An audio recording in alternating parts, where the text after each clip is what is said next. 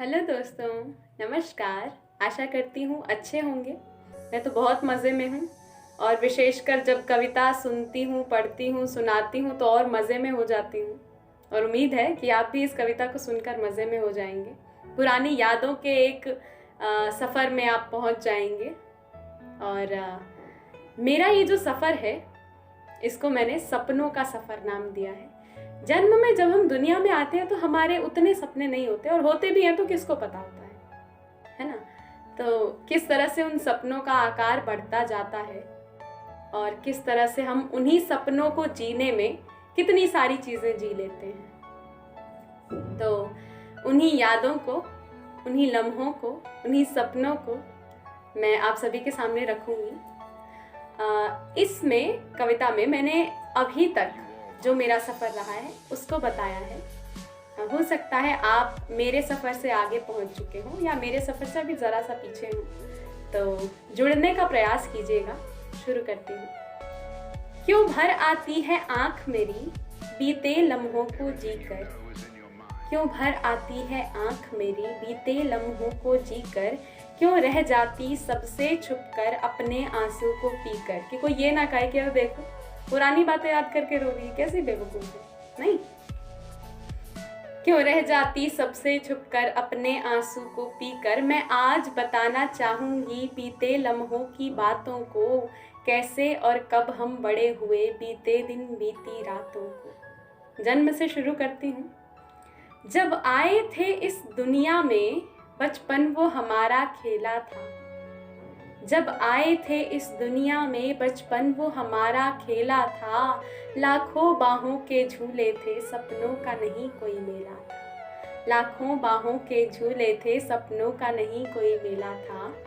फिर धीरे धीरे मेल बढ़ा, बचपन वाला वो खेल बढ़ा, कुछ बड़े हुए तो ज्ञात हुआ, नव सपनों ने अब जन्म लिया। ये वो स्थिति जब हम स्कूल नहीं जा रहे होते, इतने बड़े हो गए होते हैं कि गली मोहल्ले के बच्चों के साथ खेल लेते हैं। नव सपनों ने अब जन्म लिया, कुछ खेल खिलौने घट से गए।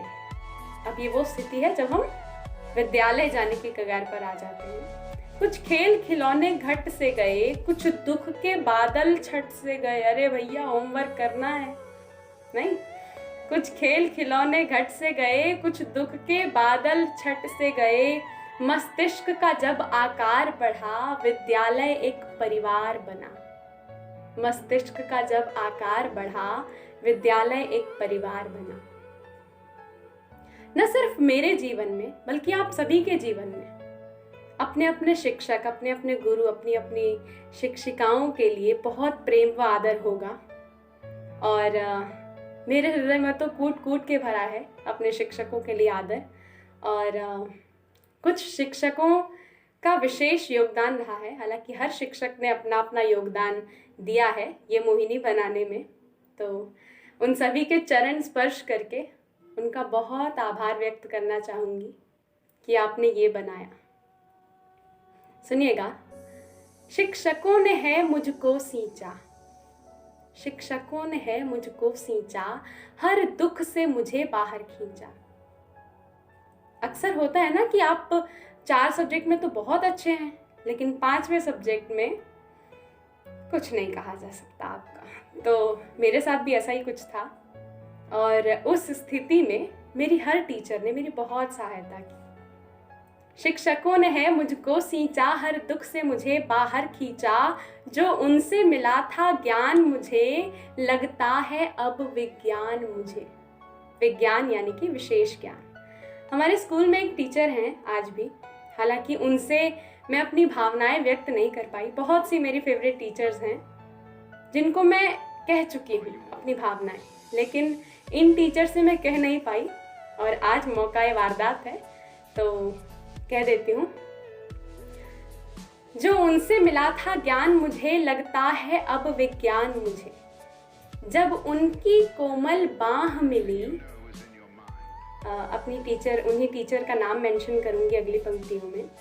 जब उनकी कोमल बाह मिली, ममता सी एक वो छाह मिली, कुछ कोमल उनकी डांट सुनी, नव सपनों ने बुनियाद बुनी। मेरे बनने का जो पहला पड़ाव था, उस पड़ाव में सबसे बड़ा योगदान ममता मैम का रहा है। तो उनका बहुत आभार, बहुत बहुत शुक्रिया कि आपने मुझे बनाया, आपने मुझे संवारा। बहुत बहुत शुक्रिया। आगे बढ़ती हूँ। कुछ कोमल उनकी डांट सुनी, नव सपनों ने बुनियाद बुनी। बिखरे तिनकों को चुन सा लिया, कतरे कपड़ों को बुन सा लिया। इस कविता के माध्यम से बिखरे तिनकों को चुन सा लिया, कतरे कपड़ों को बुन सा लिया। जब उस बेदी को पार किया, आज हमारी स्कूल लाइफ खत्म हो चुकी है, मेरी तो खत्म हो चुकी है, तो बहुत याद आती है स्कूल की, और सभी को आती है, क्योंकि एक जीवन का एक बहुत लंबा समय हमारा स्कूल में बीतता है, विद्यालय में बीतता है। जब उस बेदी को पार किया, कुछ सपनों को साकार किया। अब सपना, कैसा सपना कि रेगुलर कॉलेज में एडमिशन हो गया, तो एक सपना। जब उस बेदी को पार किया, कुछ सपनों को साकार किया। लोचन में तब इस दुनिया के मैंने छोटा आकार लिया, मैंने छोटा आकार लिया। इसी छोटे आकार के साथ मैं आप सभी के सामने प्रस्तुत हूँ, और इसी तरह से मेरी कविता इतनी ही थी। और इस पूरी कविता में आपने ये तो समझा ही होगा कि मेरे जीवन की कौन सी बातें जिस पर मैं आपका ध्यान दिलाना चाहती थी, या कुछ ऐसी भावनाएं जो मैं व्यक्त करना चाहती थी। यही खासियत है मेरी दोस्त की, मेरी भावना की, कि जो मैं नहीं बोल पाती वो बोल देती है अपने शब्दों के माध्यम से। तो इसी के साथ कविता को विराम देते हैं, और ऐसी ही अनेक अनेक कविताएं आप सभी के सामने रखती रहूंगी। मुझसे जुड़े रहिएगा, चैनल को सब्सक्राइब जरूर कीजिएगा, और वीडियो को लाइक कीजिए, अपनी भावनाएं मुझे बताइए। और ममता मैम, अगर आप मुझे सुन रही हो तो अनेकों आशीर्वाद दीजिए मुझे, और सभी शिक्षकों, सभी गुरुओं, सभी मार्गदर्शकों का बहुत बहुत धन्यवाद, और सबसे ज़्यादा आप लोगों का धन्यवाद कि आप लोगों ने मुझे इतनी देर सुना।